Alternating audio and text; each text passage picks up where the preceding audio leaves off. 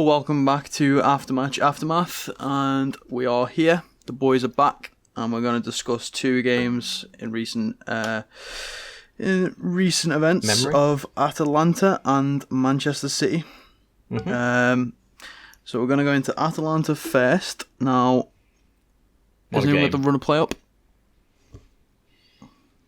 What a game. I don't, but... The run of play was goal everywhere. Goal. Yeah. Goal. Perpetual Jota. Right, do you know what? I don't know if I said it on the podcast or not, but without starting, obviously at the beginning, I wanted one of these games for a while. Like, an absolute thrashing for the opposition. Like, 5-0 is about as good as I could ask for. So I'm really happy. Really happy with that game. Yeah, it was a very good game for everyone, I thought. Nobody stood out as having a bad game. I think everyone was just on form, all guns blazing, especially considering like Atalanta are the team in the group that I think everyone would have said would give Liverpool the most trouble. And we handled them spectacularly, so yeah. I know, it was absolutely incredible stuff. I mean, we were expecting a really hard game.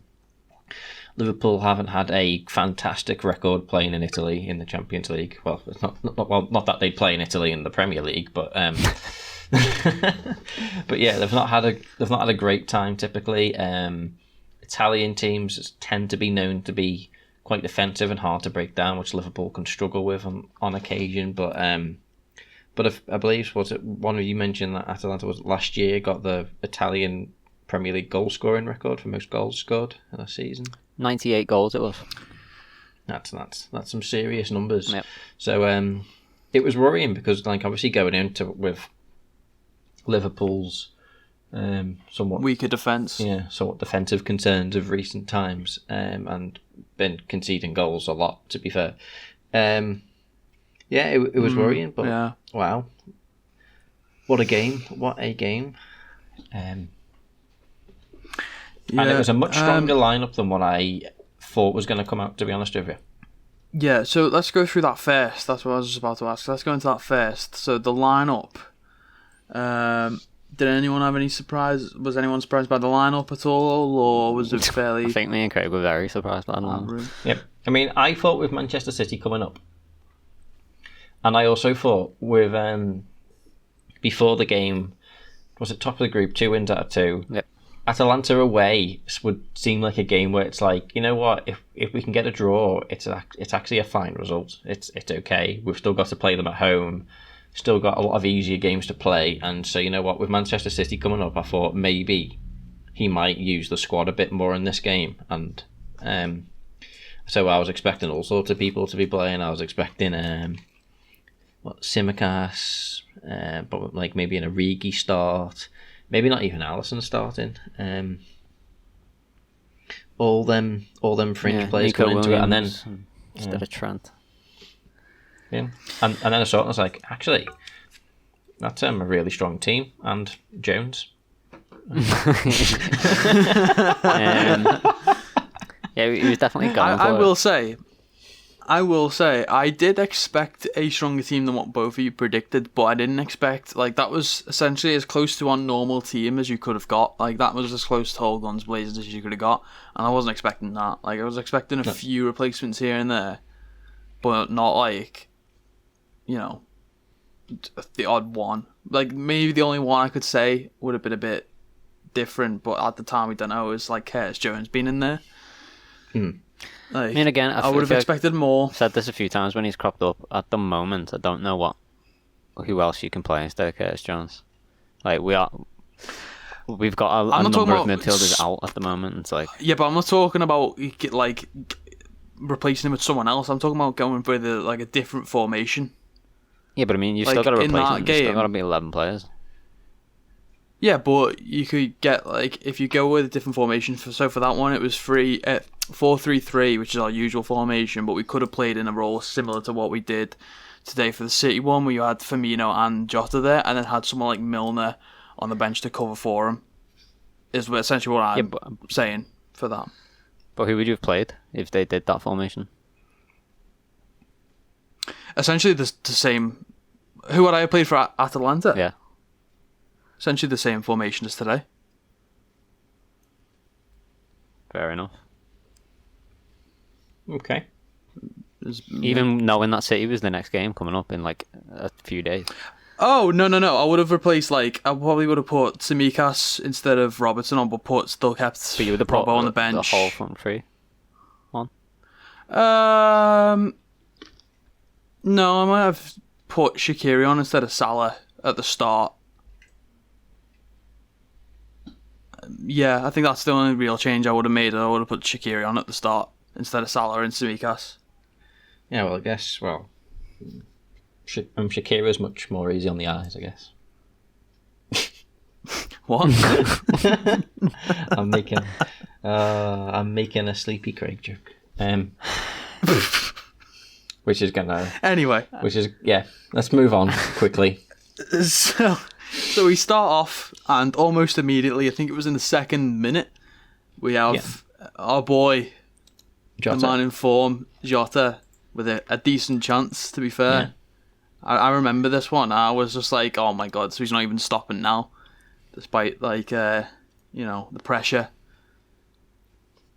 Yeah, Little did I know what we were due for a little bit later on. But Had a close shot. It was all very good, to be fair. To be fair, it's fairly cracking from start to finish. They controlled a lot of it.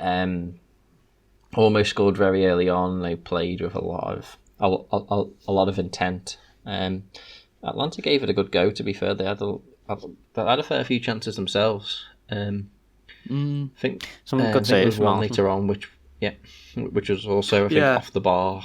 But then it didn't take long until our man broke the deadlock after his initial early miss.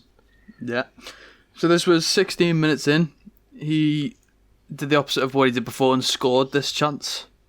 Of which we were all relieved, and then immediately started joking, saying, man of the match, man of the match, man of the match. And again, little did we know. Little did we know. Yeah, I think everyone, obviously, at that point, I kind of predicted, seeing that he got a chance 2 minutes in, and he missed it, or got saved, I would have been like, no, he won't sit down now. He'll want one. He'll go for it now. He'll want one. It was a bit of a weak shot. I thought his first shot. He probably should have put that away, but he made up for it. The one that was blocked. Oh yeah. I agree. I don't know. I mean, I guess we'll get onto it. But I thought their keeper was relatively poor, to be honest. Yeah, I mean, I'll get onto that as well in a bit. But yeah, I thought that by the end of the game, I thought he started all right, but then I think once the floodgates opened, he crumbled. Pretty solid goal, good start. First was it 15 minutes? Yeah, 16 minutes in, I think. 16 minutes, yeah. That was one where he just tipped it over the keeper, wasn't it? And then I believe so. And then I believe so. And then when Aldum and Curtis Jones decided that they were gonna take part in Streets of Rage, and then both got booked, I believe. Oh yeah.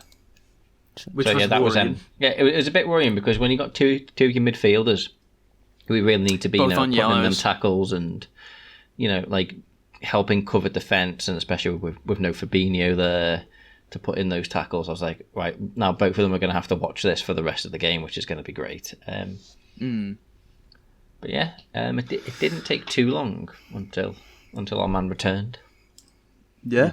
Essentially duplicate the amount of time it took for him to get his first one, and he had his second. 33 minutes in, his second. Think was this the one where he sort of made himself a bit of space, and he sort of... Yeah, this was the one where Gomez crossed it to him. And I think he does a little turn and then shoot. And it was really nice cross from Gomez and a really nice finish from... Yeah, he brings it down. So, fair play. And in the same touch he brings it down, I think he drops it onto his other foot and then shifts momentum and takes a shot with his second touch. So it was all pretty much perfect. Absolutely lovely finish into the corner. He did really And well. I will also say as well, obviously Gomez's long ball was phenomenal too.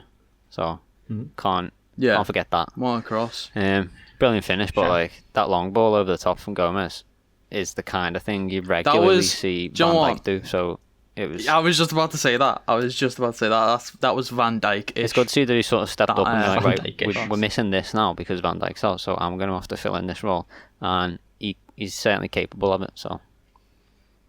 Yeah. And obviously, also, you might need a bit more refining, but I mean, I don't know. I thought he's got the pretty potential. much perfect, to be honest. It is, but I don't like. I'm not predicting he could do that every time, or as much as Van Dijk could. So that's the only reason I'm saying like that one was perfect. But if I'm giving him like 10 times to try and recreate that, I'm not saying that he's gonna get it 10 times. I don't know. This lad's been watching too many Man United games. Gomez has got a really good foot on him. Like I've seen him.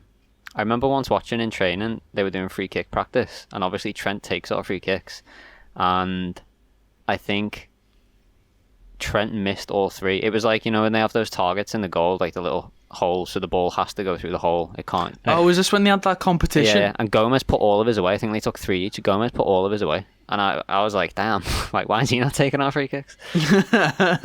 Damn. Maybe we might need to text Klopp after this and just Does anyone send refer them the to link him to the as video that's on his Jones? channel? Because I think they should.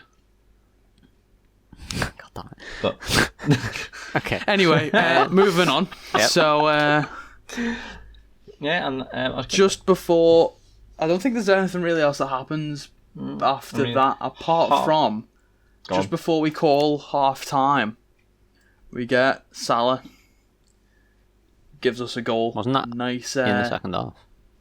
he doesn't give us a goal. I don't know. I've got 47 minutes, and I assumed that was in the first half with added time. No. So was that in the second half? Yeah. Half time was called. Okay. No changes at half time, but obviously Liverpool came out absolutely swinging. So sort of a very sort of Salah-ish goal, reminiscent of, I think it was Man United when it was 2-0 at Anfield. Sort of like a breakaway ball. He was on like the halfway line. He got it. I think it was from a corner, and then he just got hold of the ball and just kept running. They couldn't really catch up with him, or really. I mean, one of them just about managed to keep pace, and he did what he does best, and he put it away. And wow, that really knocked the wind out of their sails then, because they probably would have had a whole plan for the second half to try and get back into the game. And obviously, I feel like that just. Well, I mean, if that didn't finish the game off for them, I'm sure it soon would have been. Yeah, it was good to see that as well, because Salah used to do that all the time. Like, if we go back like 2 seasons ago. I was going to say, that to me looked like a typical classic Salah goal. But it's not just, I mean, whenever Salah's in that position, on his own, running up, like, from our half. Running down the wing. Yeah, like, he's going to score it, but, like, we haven't done that in so long. Like, it used to be, I remember, like, 2 seasons ago, when we'd concede the corner, you'd think, oh, we've got a chance here. Because so often either Mane or Salah would break from the corner and we'd get a goal out of it, which like doesn't really happen anymore. So it was nice to see that return as well. Because it's as soon as he got it and he's like 1-on-1 with the keeper, you just know he's going to score that. Do you think it's because we're going up against Atalanta, who aren't a Premier League team, so they're not used to that? No, I think attack. I think it's just because we haven't got Van Dijk. I genuinely think that we've had to change the way we play, and it's let's go back to forming back to attacking. What it used to and be. I think was talking a bit about adapting to. I think that formation as well, by the way, worked really well. Like, because having the front three of Jota, Mane, and Salah, it wasn't like uniform. They kept swapping. Like, if you watch them throughout the game, it was a constant rotation of like who was down the middle and who was on each wing, and it was constant. Like, sometimes Mane would drop into the middle, and I think two of Jota's goals came from when he was on the left, but he played the majority of the game down the middle. Salah was in the middle at one point. It was just a constant rotation. I think Atalanta they were just basically like, doing. I don't know what's happening here. Like, I can't whoever mark my man. He's all over the place. Position. Yeah, whoever's in the most favourable position, be where you need to be, and the other one will cover wherever they need to be. Like, it just worked really well. I as thought, you said, like, the times. Like, one of the things of, like, obviously when you've got Firmino in there, it's very uniform front three. They all stay in their positions, and that's just how the game plays out. But because because all three of them can play anywhere, but all three of them are good on both feet as well, which is like insane. Like I just think it worked so well because they could constantly swap, and maybe one of them was like, I fancy having a go at this guy now. Do you know what I mean? In the one-on-ones, like let's rotate for a bit, and that puts the defense off as well because they're like, I don't know what's happening here. Well, I can just picture Jeremy. Probably pulls them out of position as well. Probably like it's probably a sight game of like, I'm supposed to be marking this guy because this is where he's down on paper, but he's over in the middle. Am I supposed to go and run to him, or am I supposed to just like, where am I supposed to go? It's probably a bit of a sight game of like, you're not supposed to like, they're getting psyched out because they're not marking the same person all the time. You can't sit into the game either as a defender because you get used to how the man that you're marking, you get used to how he's playing, and if that suddenly changes to a different player who plays totally differently, you've got to switch up your game again. You're constantly like having to think and having to adapt the way you play to defend against it, and it's just tough. I think it worked really well. I mean, it did work really well. It won 5-0. So I mean, the scoreline supports that. So yeah. Yeah, because it was, I think, well, as far as I'm aware, was it Salah's predominantly left-footed? Yeah, Salah's left-footed, but and I mean, Mane's right. Yeah, both of them, and Jota as well. Both of them are great on both feet. So. But I feel like typically, I mean, I feel like if you probably have any hope as a defender with, say, like Salah, I mean, you'd probably say try to put him on his right. Don't give him a shot on his left. Yeah. But obviously when people are swapping around, you're constantly, like, in my head, I'll be like, wait a minute, now, is it the right? Is it the right or this guy? I was like, depends on how much research they've done on us as well. Like, if they've, I mean, you'd assume they must, but if they've done a lot of research into each individual player. I mean, the one wild card would be Jota because he's new. He's not really played much in our system. Right. I mean, obviously, that, again, evidence supports that. You got 3. I was going to say, so we haven't come to the third yet, Jake. Spoilers. Yeah, Mane was up next, wasn't he? Mane was up next. Yeah. Like, not long after Salah. What happened there is Salah got one and Mane went, hang on, he's not leaving me in the dust. And immediately, like literally 2 minutes later, got his own. I know. It was cracking goal. I think it was. Was it he, down the left hand side and did like a lovely little dink over the keeper? I think he dipped on the inside a little bit and then Yeah, again, keeper went down and Mane put the ball over the top. Nice little goal. I know, and it was. I mean, like I feel like if Salah didn't knock the wind out of the sails in their entire game plan, I mean that well and truly did, because at that point they were like, well, that's it, we've had it. Yeah. And then, I mean, they could hardly catch their breath. They just about had time to make a substitution. Because, was it Matteo Pessina decided he didn't want to he didn't fancy getting absolutely battered. So, no, wait, sorry. He came on to replace Luis Muriel. Anyway, they made a sub. Did it matter? Not really. Because our man broke. It was like another little nice little cheeky break. This goal had me hyped. He was running up on his own. I think it was 2 people behind him, but they weren't really giving him much difficulty.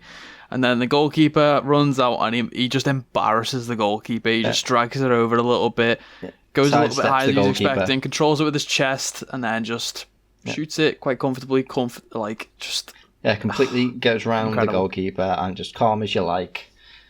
Diogo Van Dijk slots it home into an open goal after he did a hell of a lot of good work to run onto the break, get past all the obstacles in his way, and that was it. 54 minutes in, the hat trick. Liverpool 5-0 up at Atalanta away. What a time. Trying to think. So then, I think we knew at that point. Their ship didn't even have sails anymore. At that point, they're thinking about their next game. Yeah. I mean, so will Liverpool. Like, yeah, true. To be fair, because not long afterwards, Henderson got taken off and Jota got taken off for Firmino. We should probably clarify as well. They made more pointless substitutions just after Jota's goal. their goal. They had more people that didn't fancy playing. Yeah, more people that wanted out. So, but then also Keita came on as well for. Do you not remember before that there was a slight incident which looked like Jota might have been injured, so we immediately took him off and put Firmino back on. Yeah, obviously we know now he's fine. Yeah. Just precaution. I said there was precaution. Granted, 5-0 up with City coming up. I thought it's time to get in the changes. So Milner ended up going left back. Wouldn't be his last defensive performance of the week, but we'll come to that. What was it? Naby Keita went into midfield. Bobby Firmino back up in the front three, replacing Jota, who obviously had to come back onto the pitch later on to collect the match ball. But his time. He'd had a rest at that point. Yeah, we can sub him back on. There's not a huge amount to say after that period, but I did think Firmino looked pretty lively. Yeah, I mean, he did look like he had a bit of a point to prove. He did. There was one or two chances that I noticed that he could have scored. He just got either really unlucky or he just didn't expect it to happen. And I was just annoyed because I was like, I really want him to just get at least one. He did come very, very There's going to be a game. I remember. If there's going to be a game to at least get one, it's going to be this one, surely. It is what it is, though. He didn't score. Yeah. But he looked alright, I thought. Things were looking promising. Nothing much really happened. They had a few close chances. I mean, they perked up a bit. They did, yeah. They ended up, it was offside, but, they definitely had a go. Definitely. And I think they had one off the bar as well. Yeah, I mean, I feel like at that point they were spurred on a bit to thought, come on, guys, let's at least get a consolation. But they weren't even. I think they just shifted. They just shifted it to let's not try and get this as like a 8-0 or 7-0. So they just wanted to try and reduce the amount. It was bad damage control. But yes, solid from Alisson at the back. Wow. Worth mentioning, solid I thought from Reece Williams. Thought he was phenomenal. Absolutely. Gomez was great. Just as I said at the start, everyone was great. Yeah. It was just a good all-round performance from everyone. Mm-hmm. Would you like some things? I can tell you some things. Oh no. It was the biggest ever away win by an English club against Italian opposition. Which is, I think, it was the second biggest defeat by an Italian side on home soil in European competition, after Roma's 7-1 loss to Bayern Munich. And it was the first, and Klopp has finally won in Italy in the Champions League after losing on his previous 5 attempts. And if you want we can't forget, he got a yellow as well, didn't he? He did pick up a yellow. Oh yeah, I forgot about that. Oh, that was hilarious. I was just was for the. I can understand if he was losing penalty call, wasn't it? At least he's passionate. Yeah. I mean, the one thing I will say is people are like, it's 5-0. Why are you complaining? It's like it doesn't matter about the score. It's the principle. It's like if it is a penalty, it should be awarded regardless of what the score is. If it was 5-0, 2-1, fucking 10-2. Like, it's a penalty. You should give it. I mean, I don't know if it was. I don't remember it. But, doesn't matter the score. If a penalty is a penalty, give it. Right, it didn't matter in the grand scheme of things. On BBC, I thought they were magical mini mystery quiz round. Jota became Liverpool's 10th player to score a hat-trick in Europe. So can you name 10th apparently? Can you name any of the others? Well, Salah's one, right? According to this, he's not on the list, which I was a bit puzzled at, but he's not there. So Salah's never had the hat trick. I'm trying to think of what, like the couple of 7-0s, but maybe not. Maybe just got 2. Is Mane on there? I have no clue. Mane is the most recent one, apparently in 2018.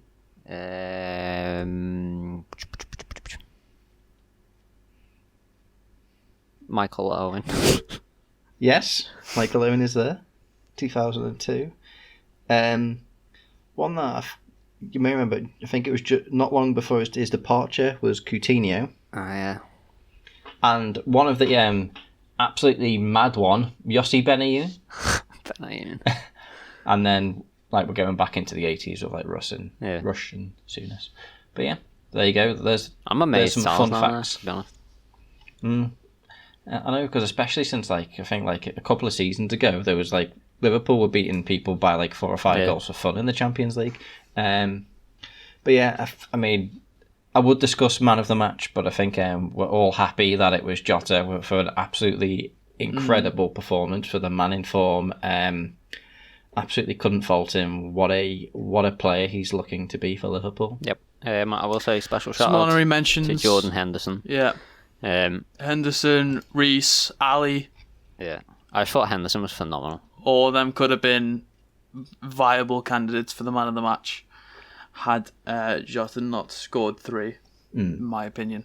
It was an all-around just class, but I couldn't really fault anyone. I feel like everyone did great. And actually saw Tsimikas appear for the first time in quite a while, so he was there. Yeah. And Nico. Yeah, wasn't on the bench today, but then again, nor was Nico. Yes, so moving on to today. So yeah, cracking win. Today was Manchester City away. I would say on paper, in the Premier League, the most difficult fixture. And probably the biggest game thus far of the season. In terms of title race. Initial feelings on how it went?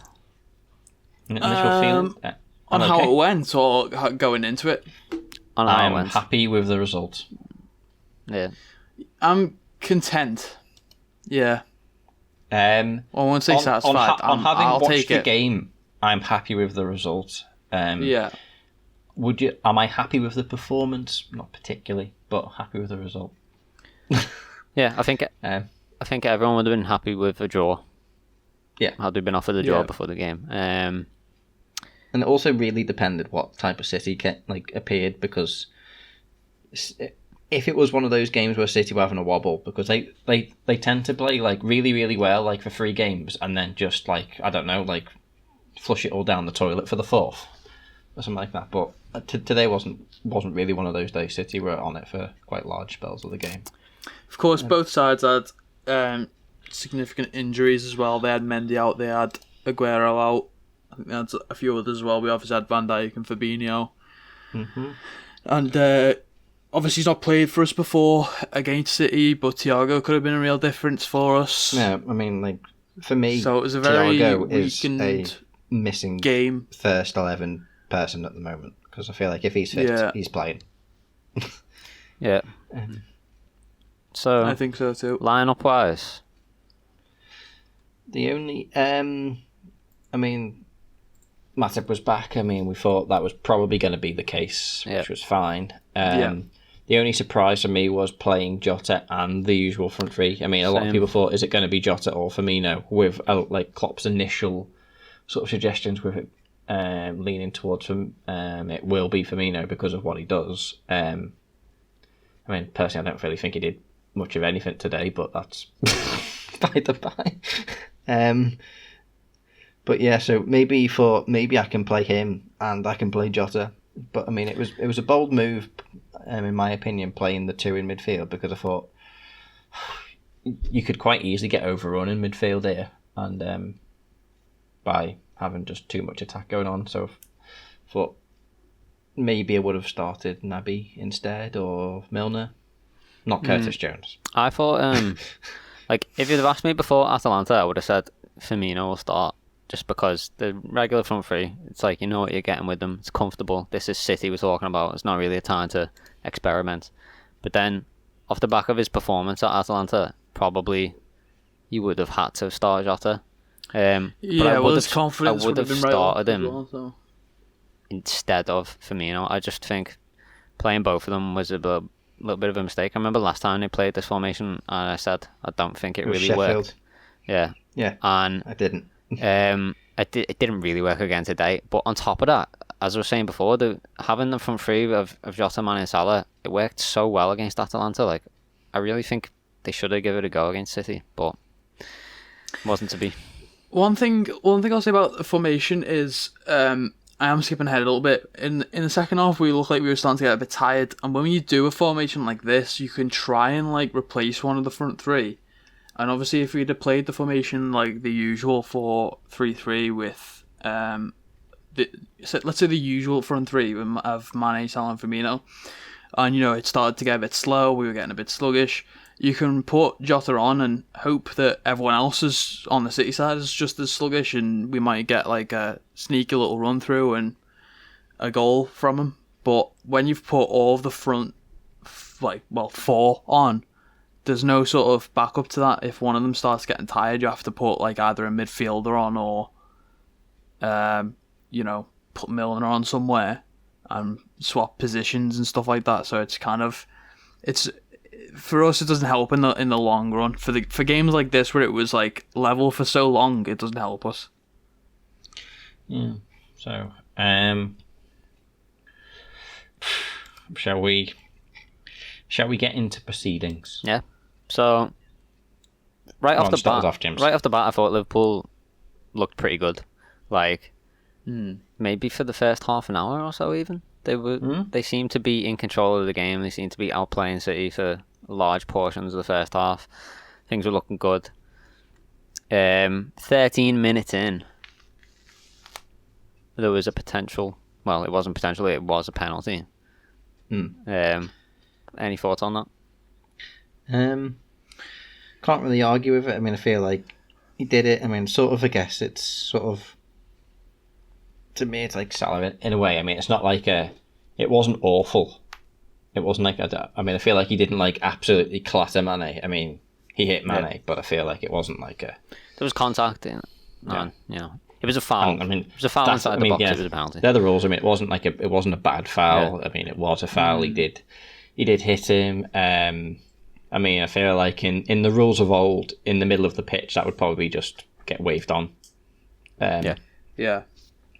But in the rules of today, it is a foul. It was in the box, rules. So you can't argue with that. Was a penalty. That Salah, I mean, absolutely rifled this one in. I mean, like, I didn't really realise until I saw it back, but I was just like because like the curve on it and like it like the speed that he hit that ball is insane. When I watched it back, I was just like, yeah, it is insane. Like, I think that's one of the. Like, I guess like Milner was always like he always placed them, but like Salah just seems to absolutely smash through them to the point it's like even if the keeper gets to this, it's going through him. Yeah. Which he's gonna have to. I mean, unfortunately, I do worry that one day Salah's going to send one into orbit, but until that day, we're okay. Yeah, I mean, he's doing all right so far on the old penalty taking.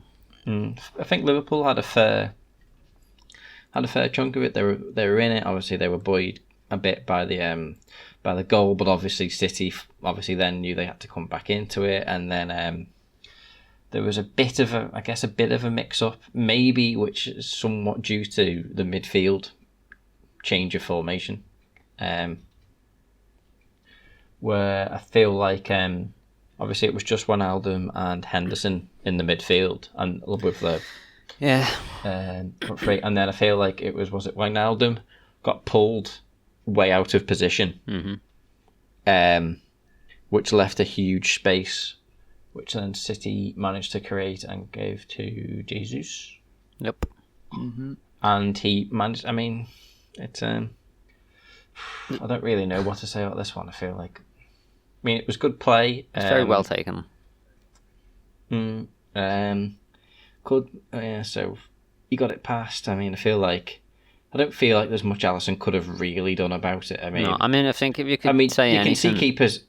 He did everything he could have done to try and save it, but unfortunately, it wasn't, because like sometimes you see that and he just spread himself out, and sometimes it will clip off someone's leg, or you'll get a hand to it, and you're actually okay, and no one thinks anything of it really. But unfortunately, didn't.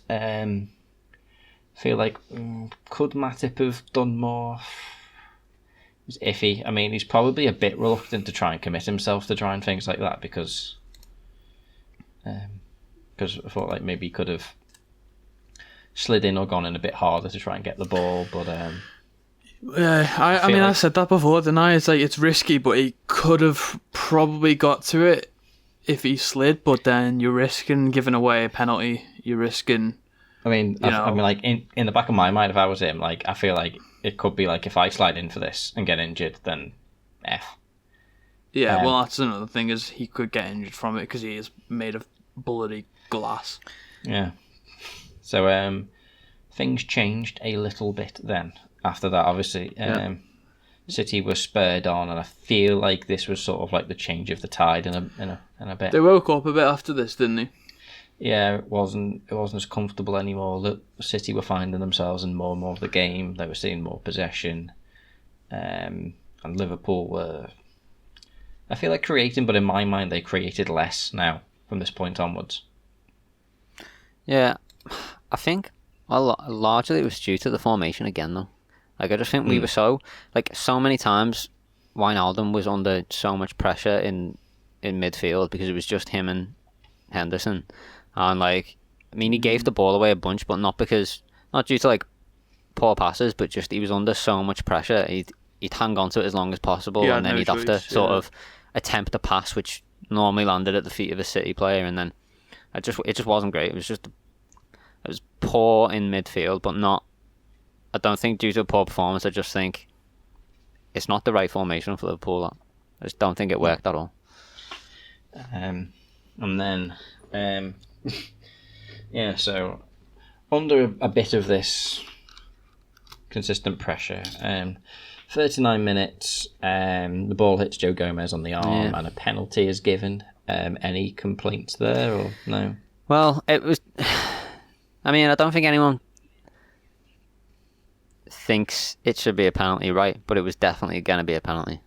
Like, under today's rules, that was always a penalty. As soon as I seen it, under the rules of modern, under the new handball rules, it's a penalty.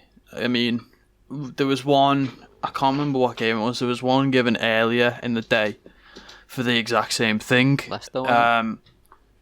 Yeah, it was. Yeah, no, it was Leicester against Wolves. Defenders are running. Attacker tries to cross it, and it hits their hand.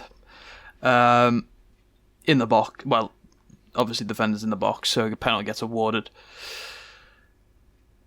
Yeah, I mean, I don't agree with the rule, but I've got to accept it. It's the rule. It's annoying because I feel like with him running as well, I feel like it didn't hit like the bottom part of his arm. It seemed to hit, like, in my mind, like elbow upwards-ish. Yeah, and you could clearly see as well, he was pulling his arm back in to avoid it. It was clearly not intentional. And I'm like, maybe, like, you know, like the rest of his arm was maybe in a, what would you say, an unnatural position. But I feel like for where it hit from the elbow above, I feel like it was in a perfectly reasonable position for that bit of your arm to be in. Like, I natural get, running motion, I get the unnatural position thing, and, like, it's fine as a rule. Like, if the arm is in an unnatural position and they block the ball with it, then yeah, it's handball.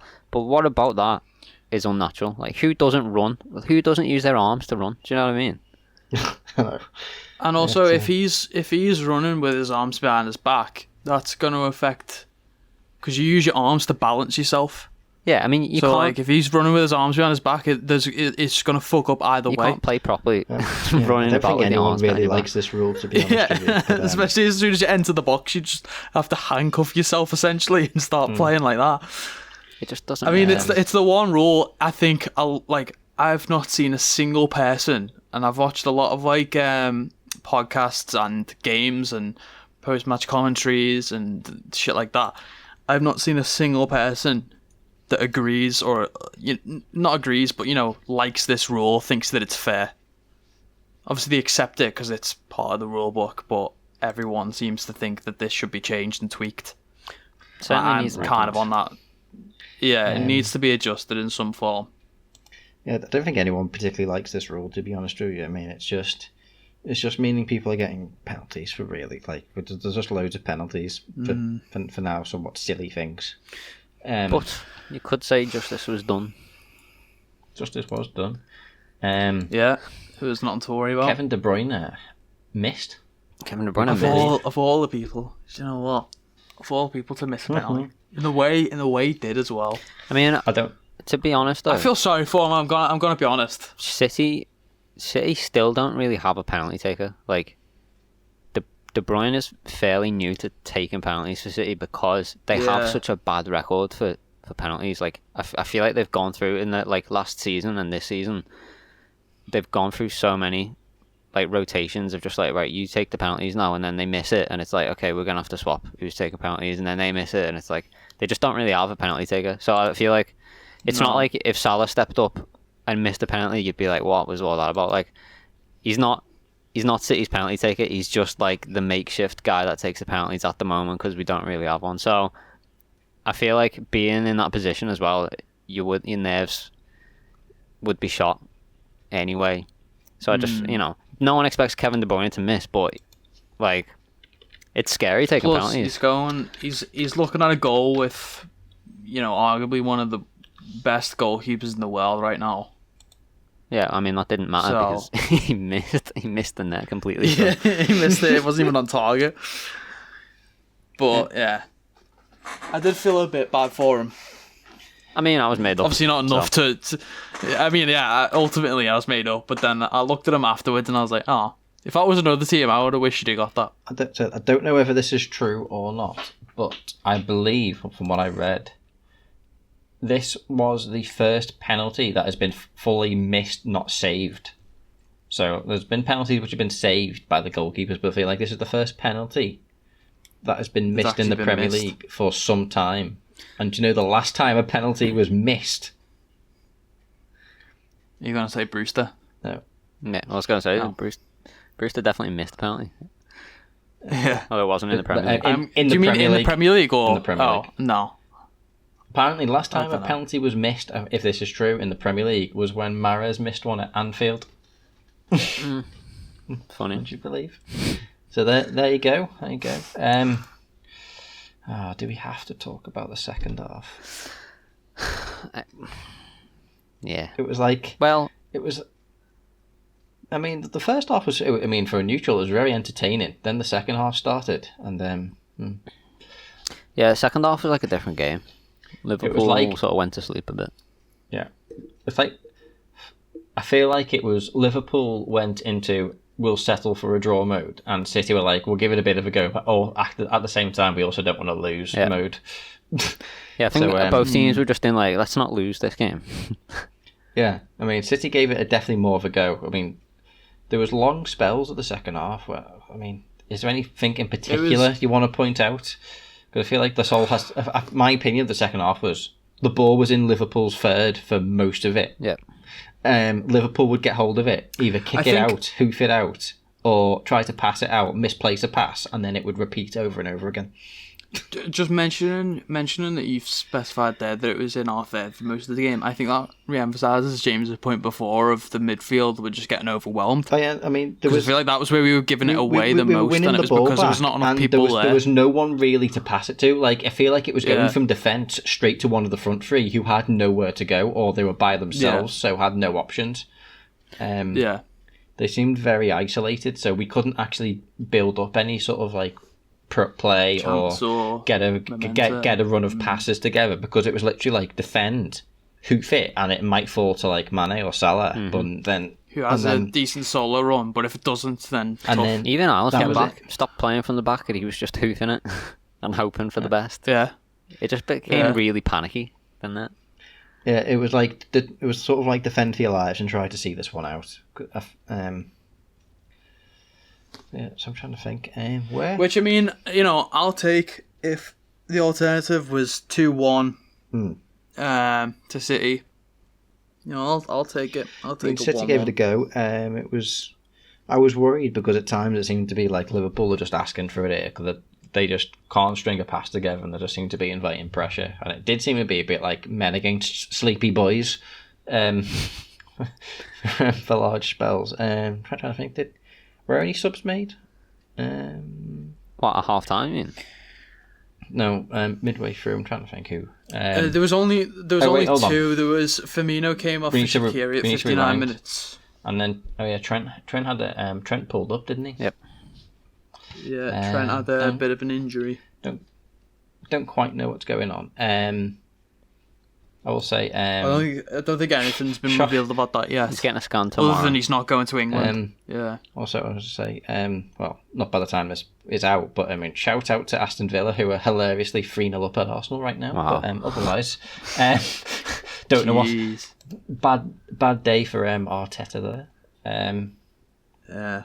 Crazy. But yeah, Villa looking good. Anyway, back on point. So yeah, we don't know what's up with Trent. I think I read that Klopp said he's definitely not going to be playing for England, which I think probably Klopp would be quite happy with, because I don't think he wants anyone playing any internationals. And he'll have a scan tomorrow, and we'll see. I mean, I personally feel like, and I hope it's all like, it's one of those, it's enough of a knock to keep him out of England, but not enough of a knock that he won't be fine for the next game against Leicester. Which, if that's the case, then it's all good. Yeah, it's all good. I'm perfectly fine with that. And I will say, so he came on, and then Milner came on for him at right back. Obviously, like, we didn't have Nico, and well, I guess the option was put Milner on at right back. I guess Joe could have gone in there, but then you would have had a much weaker. Yeah, I mean, it probably would have made more sense to put Milner at right back rather than to put Williams in midfield and Williams in defence alongside Matip, and then put Joe at right back, especially sort of for what they were going for at that point. If they were going to attack, you may have gone for Nico. Maybe it might have offered a bit more attacking wise, but less defensively. But Milner offered a lot more defence, and to be fair to him, all credit to him, I think for the time on his time on the pitch, Milner was actually pretty damn good defensive at right back for the most part. One of the pundits during the one I was watching was saying it's actually an improvement defensively putting Milner back there. I mean, I feel like he did his job. He was sound, hilariously. I feel like he did it really well. That's not the main, like, we don't really utilise Trent for his defensive capacity, but we kind of just get him as the playmaker and credit to crosses. Credit to Milner at like 34, coming on as a makeshift right back and putting in a pretty impressive shift. Yeah, what a guy! I imagine Sterling as well probably thought he could have had a go, had a one-on-one with Milner as well. He got shut down a few times as well. Milner's like, I'm old enough to be your dad. Kid, shut up. You're not having it. The son never beats the dad. Sit down. He's like, all those times in the house, I was just, it was just to cheer you up, because, you can't actually beat me, so. But anyway, I think that was like the last real thing that happened. It was more of just the same. It was sort of pushing us getting possession back, giving it away somewhere near the halfway point, or no real chances created, nothing brilliant. No. It's a pretty drab second half, to be honest with you. I think there might have been a few chances for City that Ali might have saved. Yeah, there's absolutely chances for them. Like, they created chances. I mean, but we don't want to talk about them. I mean, unfortunately, we didn't create any chances. So. We really didn't. No. It was a very drab second half from a Liverpool point of view. City gave it a go. They created some chances. They missed some good chances as well. Yeah. It was a very tense. I mean, I hated watching like the last 15 minutes. I was like, just please end. Please just call it 1-1, and that's it. I was just hoping they didn't sneak a little one at the end. I mean, I think we're all quite pleased. And then obviously Milner came on for Trent, who had to go off, and other than Bobby going off for Shaqiri, I think the thing like that was maybe to put more of a midfielder into midfield to try and get a bit more control. And again, I feel like I don't think Shaqiri did much wrong. I thought I can't recall him misplacing a pass. I thought he did very well. He did one dodgy pass, but it wasn't anything to didn't have any of that incredible link-up stuff that we've seen from him recently, but I don't really think Liverpool were going for it. I mean, I feel like he was probably more sent on to sort of try and keep hold of the ball. And I think by the time he was sent on, we'd resigned to a draw. Yeah, and there wasn't much time, and it was one of them where it's like, whoever scores next is probably going to see the South, and so then it's just like, well, let's just hold on that. Yeah. I would say, so along came the final whistle. I'll tell you, possession-wise, Manchester City 55 to Liverpool's 45. I feel like that Liverpool's possession must have been a hell of a lot in the first half, because the entire second half I can only remember City having the ball. I think, is that the first time for a good while that we've been outpossessed in a game? I That couldn't last tell week, you, surely. but I'm pretty sure that we've possessed in most of the games up until now. we're possessed. Yeah. It's the first time, I think, since joining Liverpool, Jota has not scored since starting a game. Could be very true. It's there. Yeah, you're right. Actually, hilariously, somehow, according to this, Liverpool had 10 shots compared to City's 7. And Liverpool had 3 shots on target compared to City's 2, which seems unbelievable, but apparently that's what it says. Yeah, I don't recall what those were. And City had a lot more fouls than Liverpool, but apparently we Jota had 2 shots on target that I Oh, was going yeah, to mention. they were Actually, quite weak, very weren't weak. they? Like, I mean, he Yeah. honestly could All have scored of his- both of them opportunities, and I think if you'd have put Mane or Salah in that position, they were going in all day. So I don't know what happened with Jota because I today. saw not even just shots, but like passes. A lot of them were quite soft and didn't have much power behind them. I don't know why, but it was weird. what was I going to say? Do we have a man of the match? Yeah. Yeah, I mean, I've got I 2 do. candidates. I have 2. Number one being Mo Salah. I think Okay. he really didn't do much wrong at all game. He was being very, very heavily marked by 2 men every single time he got anywhere near the box. So I think for him specifically, very tough game for him to really create anything. He put away the penalty, so you can't ask for much more than that. But I think I personally would give it to Matip, because I thought he was great. I thought he made some Yeah, he was essential good. blocks Yeah. that, like, without Yeah. we definitely would have lost. So I think from a return from injury against City away, he did amazingly. He did exceptionally better than I expected him to do. So yeah, I'll go with Matip. Okay. How about you, Jake? So I'll go. I think Matip is a shout. I didn't consider him originally, but I definitely agree with that. But my ultimate decision is gonna be Becker, because although he did concede one, I think he did as good as he could have done in that scenario. I probably would have said maybe the defenders could have done a bit more in that scenario. And I remember specifically towards the second half, he made a lot of decent saves and passes and crosses up and things. So I'll give it to Ali. I will say, from what I wrote down, I agree with you, Jake. I had Alisson down as my man of the match. I felt he made some very important saves that kept Liverpool in it. And I feel like there was a time in the second half where he had to act very quickly, and he did fantastically well. We didn't mention that actually, but that potentially that saved us as well. So I feel like absolute credit to him. He really showed his class. And my hilarious backup choice, which is what I sort of touched on earlier, was actually Milner, because I thought Milner was brilliant when he came on. Considering all things considered, I really couldn't fault him, and I thought he put in a hell of a good defensive shift, which really helped. But I gave it to Alisson. According to, I don't know who the actual man of the match was. The highest rated on BBC was Mane. But I don't know who the actual man of the match was. Does anyone know? Anyone? Normally Jake. Jake's not been the man of the match. I know Jake's. I've checked, but there isn't, like, at least as far as the Liverpool Instagram page, there hasn't been an official one. That could be because it was a City player, to be fair. Yeah, that's what I was thinking. It might have been a City player that was awarded that. It could have gone to Jesus for parting the sea. It probably did, to be fair. I mean, from an unbiased perspective, that his goal was world class.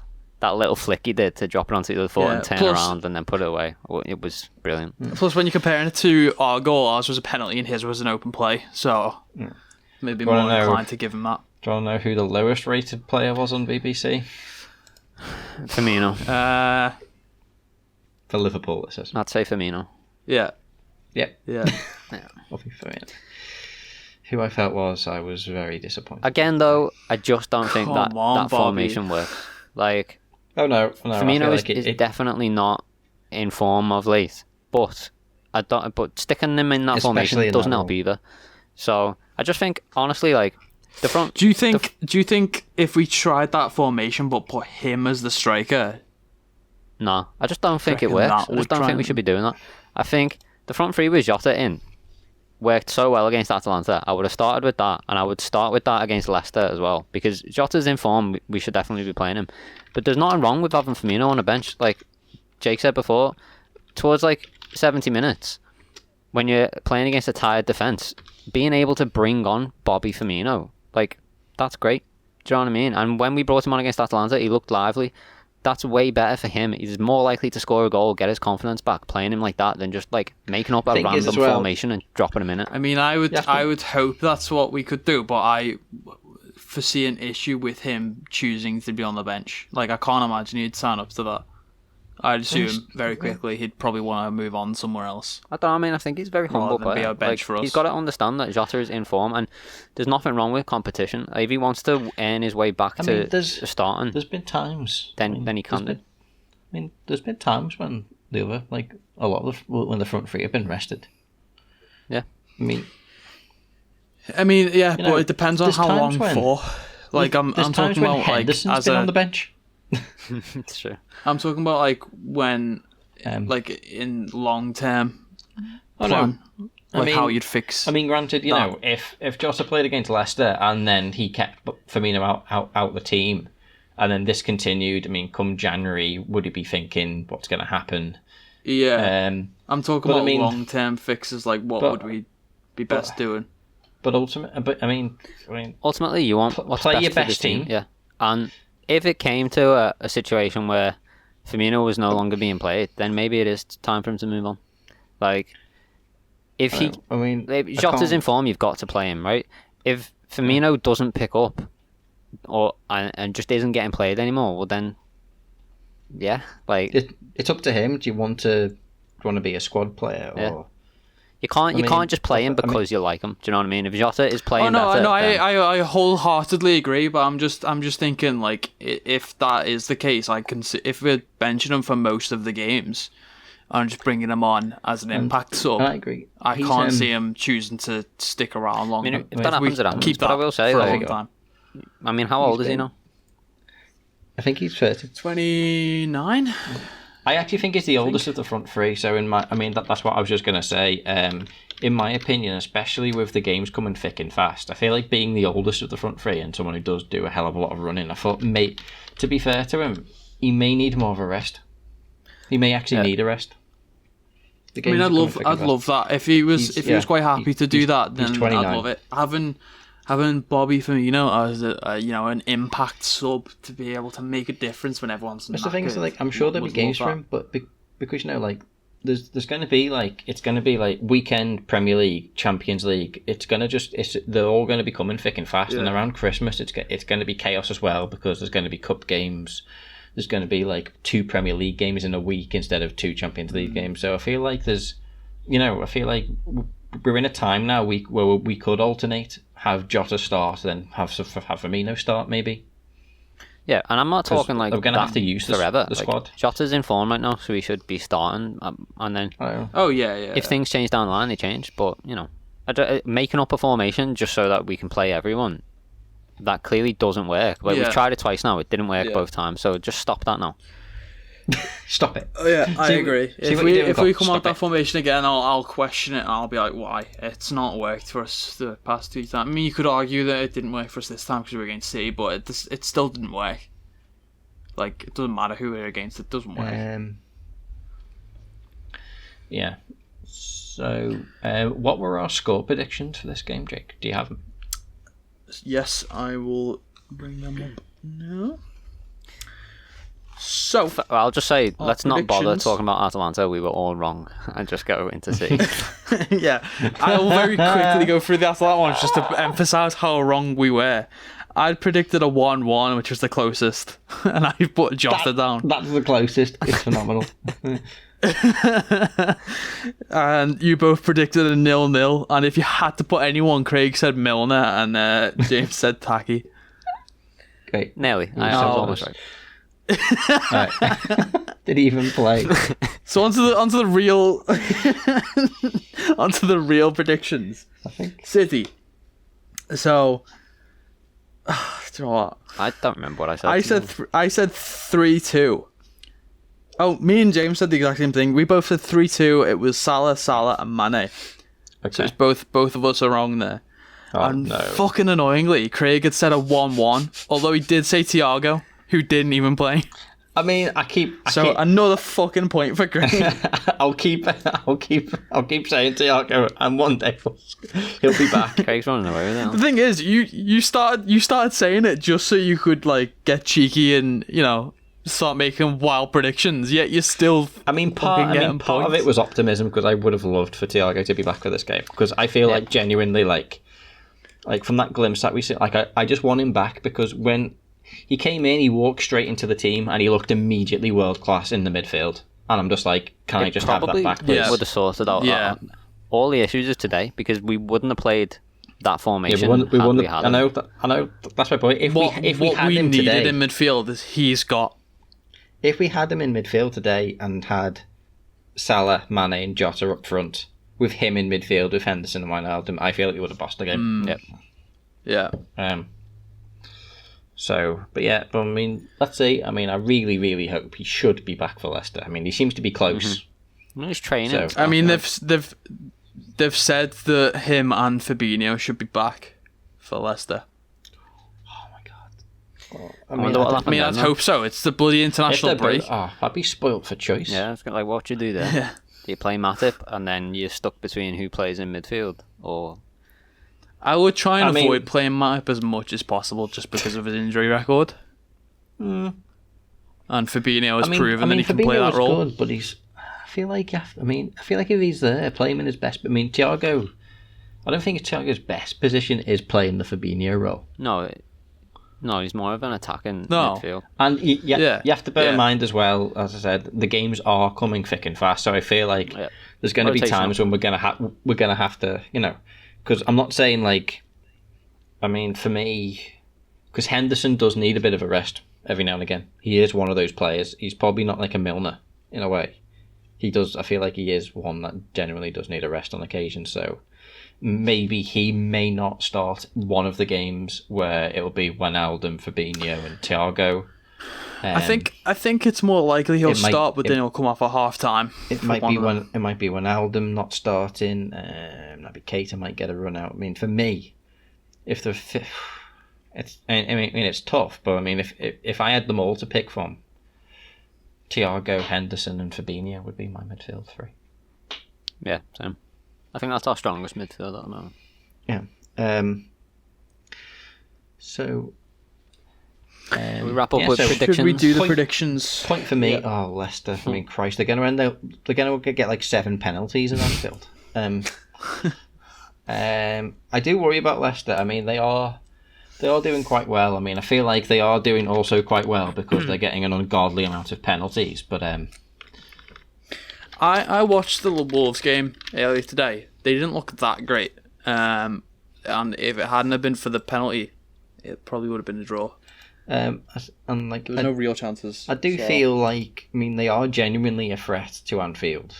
I feel like I believe Wolves were the most competitive team for a good while, I believe. Well, certainly Could be wrong. so. wasn't So it? I mean, so they just beat. Well, they recently beat Leeds 4-1 away. They beat Oh, Sporting Braga 4-0 in the Europa League earlier this month. But Who before did that that, before Leeds? before that, they had a bad time and lost 3-0 at home to West Ham. Before that, they lost 1-0 at home to Aston Villa. Is this the team at the top of the league? And before that, they beat Arsenal 1-0 Don't write away. off an Aston Villa loss. We know how it feels. I mean, they were at home. I mean, I know how it feels, but they were at home. So I don't know. Again, it's what Leicester's turning up here. I mean, they beat West Brom 3-0 away. Then they beat Burnley 4-2 at home. Then they lost 2-0 to Arsenal in the cup, and then they battered City 5-2 away. So I don't really know what's going to happen, but I am going to say it's going to be 2-2. Salah Jota. I feel quite optimistic about it because I think Leicester are going to come and play football, and We love it when people play football. yeah, that might open them up a little bit, sort of similar to how Atalanta played. Which, if we play our best at the moment front three instead of some mad formation, then I think we could have a few chances. So, I'm going to say 3-0. Okay. I'm hoping that like everyone's back. Alright. I'm hoping Thiago's back, and then we've got like probably Matip, I would say, as like centre back, and I think I'm going to say 3-0. I'm feeling good about it. So I'll go. Okay, and who are you gonna predict to get them? I'll go 2 for Salah and 1 for Jota. Oh, Jota, Okay. Jota. Okay, fair enough. I'm gonna go slightly wild as well and say not quite as wild, but I'm gonna say 4-2. 6 goals, not quite as well. No, I mean as a victory. I mean we're not gonna get like a 3-0 victory type of thing, but we're gonna get the win. But it's gonna be a closer. I'm going to rein it in. I mean, winning by 2 goals, but scoring 4, fine. Winning by 3, now that's outlandish. I mean it's just not. Go on, I mean, go on. it's, Who's scoring in these? Who's scoring these 4 goals? I'm gonna say Salah will get 2, Mane will get 1, and Jota will get 1. I'm also assuming, by the way, that Trent is back. And let's not forget his phenomenal Boxing Day performance against Leicester. So, Indeedy doo-doos. but yeah, I think that about wraps us up then. Yeah, that is good. Well, So actually, that do will we be- want to do because shortly after that will be another Atalanta Indeed. game this time That's at home. very true. We'll be covering both Do of you them. want to do the predictions for that? Oh, I don't think it's going to be quite as mental. Because I think Atalanta don't want to concede 5 again, so they'll try and shut down shop a little bit more. And I don't think they're going to have the same play with the same confidence or the same football. I feel like they'll be a bit more defensive. Yeah, I'll say 2-0. Yeah, 2-1. I agree with that. I agree with 2-0. Okay, 2-1, so Salah Jota. Craig, who Salah Jota again? I'll go Salah Mane. I'll give Jota a break on this one. You can have a day off. Who do I fancy putting on the score sheet? My predictions. I will say. Do you know what, I really want to say Mane and give Salah a break from this one, but like, if we get like a penalty or something, it's gonna be him, innit? I'll say. I mean, it's not like if you. Right, it's not like if you like don't pick Salah to score, he's gonna like be rested. So I wouldn't worry too much. He doesn't actually get a day off. I know. I'm trying to get the prediction right though, but like if we get like a penalty or something, it's gonna be him that takes it. So my prediction will be wrong. Fuck it. I'll say Mane and Jota. Just fuck it. We're signing him in January. Hopefully, I've heard he's a pretty good centre back. Yeah, that's also full time for Aston Villa, who just beat Arsenal 3-0 away. It's full time for us, and it's full time for Aston Villa. Yeah, so stay tuned. Where we'll international break, so we'll be back around the 28th of November. No, actually no, it'll be before that. You'll hear from us around the 26th. Yeah, Sweet. be there. We'll see you then. Yeah. See you then. Mark Bennett. Jane. Bye bye.